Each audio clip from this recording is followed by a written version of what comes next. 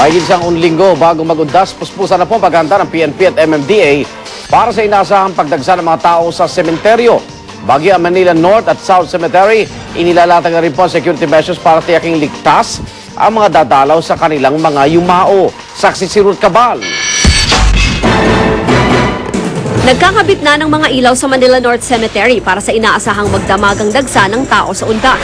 Bago na ang pintura ng mga gutter at nililinis na rin ang paligid. Ang ilang mga pamilyang may mausoleo rito maaga na rin naghahanda. Nagpipintura lang po, naglilinis. Para pagdating ng undas? Okay na po siya, ayos na. Hindi na kami dito na lang, kwentuhan.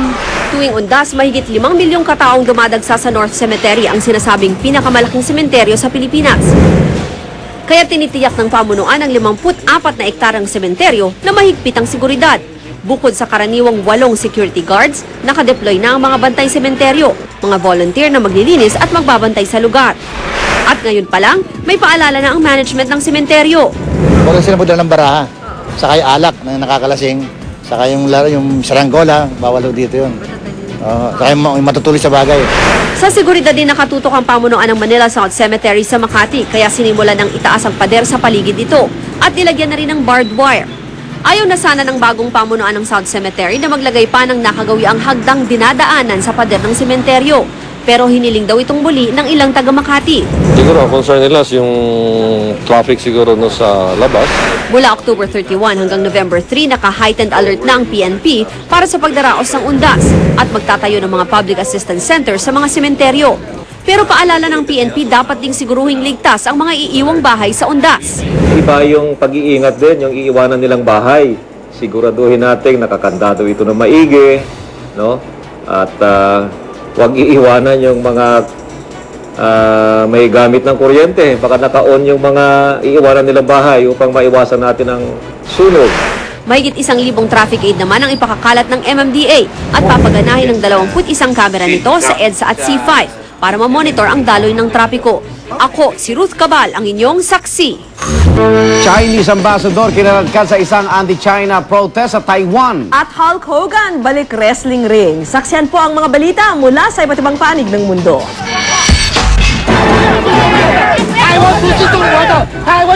Pinagsisigawan, pagkatapos kinaladkad.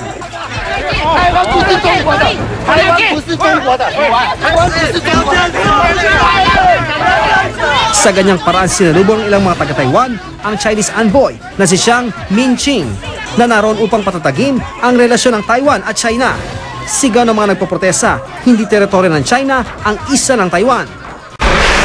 Parang soap operang inabangan sa Thailand ang paghatol sa napatalsik na Prime Minister nitong si Thaksin Shinawatra.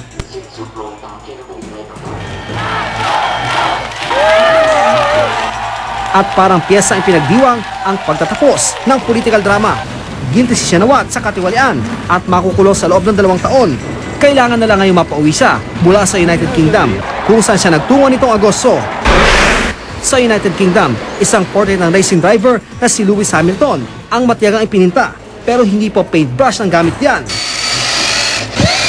kundi mga remote-controlled car bilang pagpupugay na rin sa matagumpay na karera ni Hamilton. May 50 iba't ibang laro ang kotse ang ginamit para malikha ang painting na yan. Breaking up is never something that's any fun for anybody, but she's doing well. Yan lang ang nasabi ni Gwyneth Paltrow nang kumustahin ang lagay ng kanyang kaibigan si Madonna. Nakasalukuyang pinoproseso ang diborsyo sa British director na si Guy Ritchie. Binitawan ni Gwyneth ang pahayag na iyan sa screening ng kanyang pelikulang Two Lovers sa British Film Festival sa London. Balik sa ring ang 55-year-old na wrestling legend na si Hulk Hogan, pero hindi bilang wrestler kundi bilang host at judge ng isang wrestling reality show. Bagamat bago ang palabas, hindi naman bago sa pandinig ang mga celebrity na kalahok. Ilan sa kanila ang dating bad boy ng NBA na si Dennis Rodman, ang mga TV actor na sina Todd Bridges at Dustin Diamond, na mas kilala bilang ang payatot na si Screech ng sitcom na Saved by the Bell. Para sa saksi, Ian Cruz nagulat. 10 Police General ang nagpabilisan naman ng pag-akyat sa hagdan ng 10 palapag na gusali. At isa sa mga pinakamabilis sa Stairway Challenge, mayroon pang kapansanan. Saksi si Marisol Abdurrahman. Sa forma pa lang, at pagkukondisyon ng katawan, talagang handang-handa ng sumabak ang 10 general neto ng PNP para sa kakaibang misyon. Ang pabilisan ng pag-akyat sa 10 palapag na gusaling ito sa pamamagitan ng hagdan.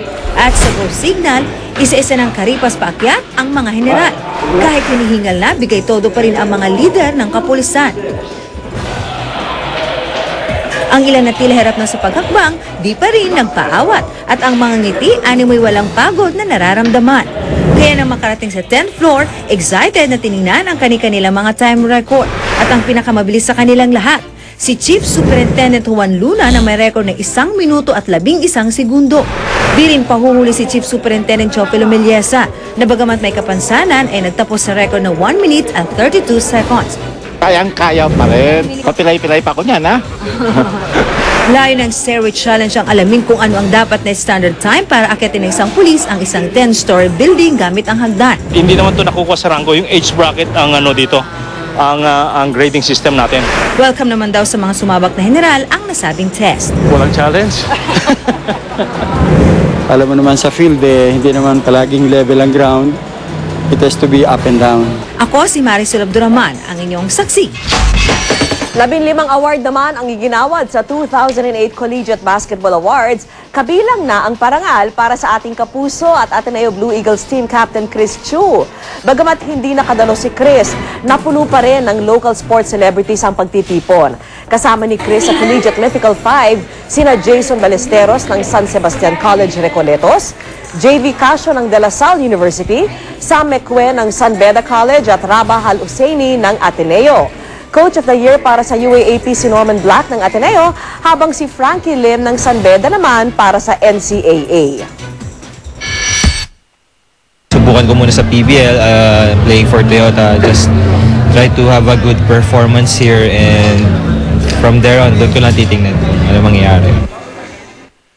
Umarap ang mga opisyal ng GMA Network Incorporated sa mga negosyante sa ikalawang araw ng 34th Philippine Business Conference and Expo sa Makati kanina. Inihag nila na nangunguna ang GMA sa industriya, hindi lang sa ratings, kundi pati na sa financial gains o kita na umabot sa mahigit 1 bilyong piso para sa unang 6 na buwan ng 2008. Hinigayad din ang mga negosyante na maging partner ng network sa pag-abot sa mga kababayan nating nasa ibang bansa sa pamamagitan ng GMA Pinoy TV at GMA Live TV. Bago ang trade presentation ng GMA Network, isang kasunduan ang nilagdaan ng British Government at Philippine Chamber of Commerce and Industry o PCCI. Sa ilalim nito, isang database ang bubuin para sa iba't ibang uri ng kalakalan. At a time of crisis, entertainment provides a welcome distraction, while information provides the means to survive the hard times.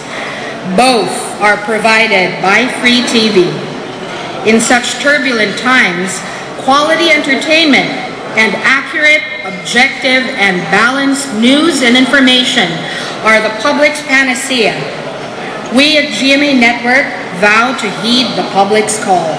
Our channels are a venue for our countrymen living abroad to see what's going on in the Philippines and look at how they can be part of our business community.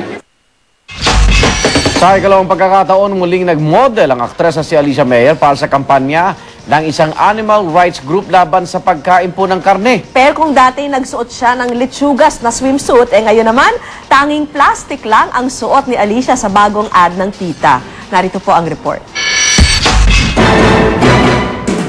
Walang ibang saplot maliban sa plastic na pambalot. Ganyan ang drama ni Alicia Meyer sa kanyang latest ad para sa People for the Ethical Treatment of Animals o PETA.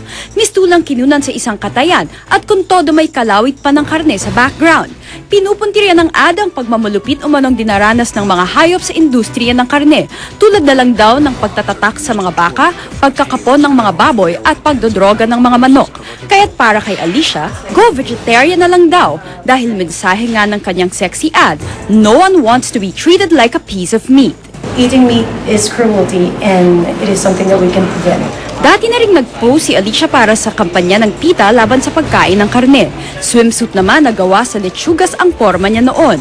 Ayon sa PETA, pinili raw nila si Alicia dahil magandang ehemplo raw ito para sa mga taong gustong maging healthy. Dahil kapag naging vegetarian ng isang tao, mamaintain niya ang kanyang slim at sexy na katawan.